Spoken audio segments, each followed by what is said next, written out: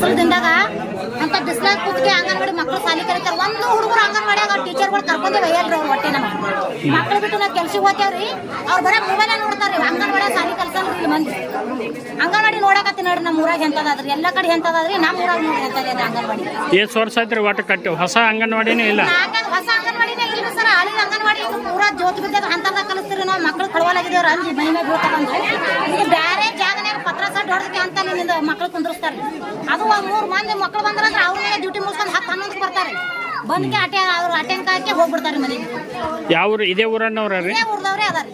ಹೊಟ್ಟೆ ಯಾರು ಕೇಳಲ್ರಿ ಅವ್ರಿಗೆ. ಹೊಟ್ಟೆ ಮಕ್ಕಳಿಗೆ ಅವ್ರಿಗೆ ಬಿಸಿ ಊಟ ಕೊಡಂಗಿಲ್ಲ, ಸರಿಯಾಗಿ ಊಟ ಹಾಕಂಗಿಲ್ಲ. ಅದು ಅಂಗನವಾಡಿ ಹುಡುಗರೇ ಇರೋದಿಲ್ಲ ಜಾಸ್ತಿ. ಎಷ್ಟು ಅವ್ರು ಹುಡುಗರು ಎಲ್ಲಿ ಇರ್ತಾರೆ ಸರ್? ಒಂದು 3-4 ಮಂದಿ ಇಷ್ಟ ಕುಂದ್ರಿಸ್ಕೊತಾರೆ ಅವ್ರು.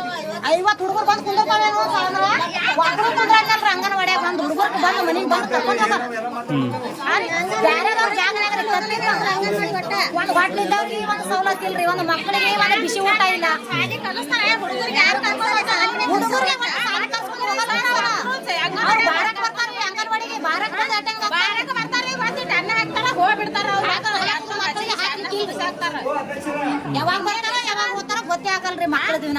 ಅಂಗನವಾಡಿಯಾಗ ನೋಡಿ ಅವ್ರು ಮಕ್ಕಳು ಕರ್ಕೊಂಡ್ ಸಾಲಿ ಕಲಿಸ್ಬೇಕನ್ನದ್ರಿ. ಒಬ್ಬೊಬ್ರು ಮಾತಾಡ್ರಿ ಹೇಳ್ರಿ ನೀವು.